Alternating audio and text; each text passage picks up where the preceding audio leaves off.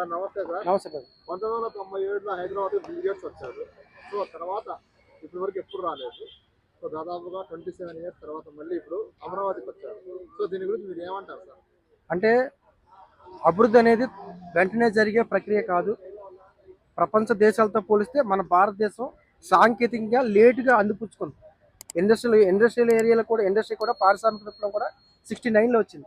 So అంతకుముందు Germany, Japan ఇవన్నీ కూడా అప్డేట్ ముందుగానే అప్డేట్ తోటే వాళ్ళ మిషనరీ కావచ్చు, వాళ్ళ వ్యవస్థలు అంతా కూడా సాఫ్ట్వేర్ రంగం కావచ్చు, లేకపోతే ఎలక్ట్రానిక్ రంగం కావచ్చు, మెకానిజం సిస్టమ్ కావచ్చు, ఇవంతా కూడా వాళ్ళు వేగంగా డెవలప్ అవ్వడానికి ఒక అవకాశం ఉంది. కానీ మనది 90లో మన ఇప్పుడు చంద్రబాబు నాయుడు ఇతర దేశాలు ఎక్కువగా ఈయన ఏంటంటే చంద్రబాబు ఇతర దేశాలు ఇతర రాష్ట్రాలు ఎక్కువ సందర్శించి అక్కడ టెక్నాలజీని ఇక్కడ ఇంప్లిమెంట్ చేస్తే ఎలా ఉంటుందని, అలాగే ఈ పరిపాలన పరంగా వేగంగా అంటే ఇప్పుడు బాధితులకి వెంటనే పరిహారం అందాలి.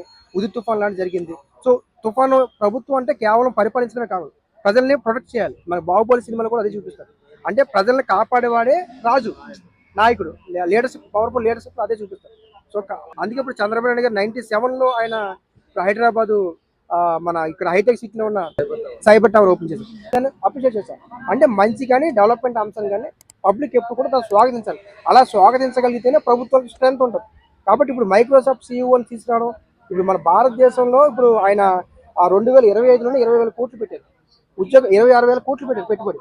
అదేవిధంగా ఈ మైక్రోసాఫ్ట్లోనే మన భారతదేశం మొత్తం కూడా 20,000 ఉద్యోగస్తులు ఉన్నారు. ఇప్పుడు ఆయన తీసుకురావడానికి నాకు కారణం ఏంటి, నాకు తెలిసింది ఏంటంటే 2026, 29 అంటే ఇప్పటి నుంచి ఈ 3 సంవత్సరాల లోపు భారతదేశంలో మైక్రోసాఫ్ట్ ద్వారా 1,58,000 కోట్లు పెట్టుబడి పెట్టడానికి ప్లాన్ ఉంది. ఇప్పుడు అందుకే ఢిల్లీ వెళ్ళారు. ఇప్పుడు మన రేవంత్ రెడ్డి గారు కూడా ముంబై వెళ్ళారు. సో ఆయన కూడా కలవచ్చేమో. కాబట్టి అంటే ఇక్కడ ఏంటంటే పెట్టుబడులు తీసుకురావడానికి ప్రధానమైన అవకాశం కలిగి ఎవరు పెట్టుబడులు పెడితే వాళ్ళని కలుస్తారు.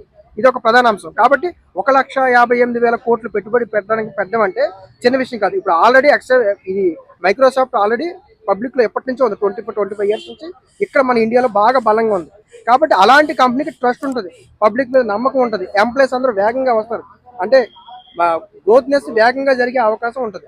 అలాంటి కంపెనీలు కనుక తీసుకురాగలిగితే ఇంకో అంశం ఏంటంటే చంద్రబాబు నాయుడు గారు ఆయన ఏంటి ఇమేజ్ని పెంచుకోవడం కోసం, అమరావతి ఇమేజ్ పెంచుకోవడం కోసం కాదు, అలాంటి వ్యక్తిని కనుక తీసుకొస్తే మిగతా ఇండస్ట్రీస్ వాళ్ళందరూ కూడా వెంటనే అంటే ఆయన అలాంటి పెద్ద వ్యక్తి వెళ్ళినప్పుడు మనం ఎందుకు వెళ్ళకూడదు ఆ నమ్మకం ఉంది కాబట్టి అన్న ఉద్దేశంతో అక్కడ కూడా పెట్టుబడులు అమరావతిలో ఎక్కువ పెట్టుబడి అవకాశాలు చాలా ఎక్కువ ఉంటాయి.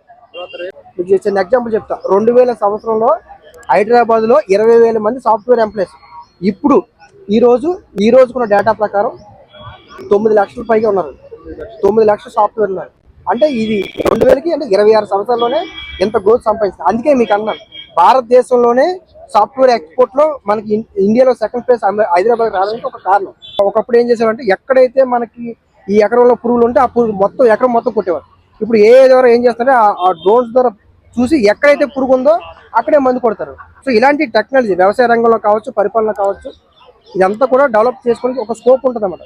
సో కాబట్టి అలాంటి వ్యక్తితో అనుసంధానం చేసుకోవడం అనేది గవర్నమెంట్కి చాలా మంచిది.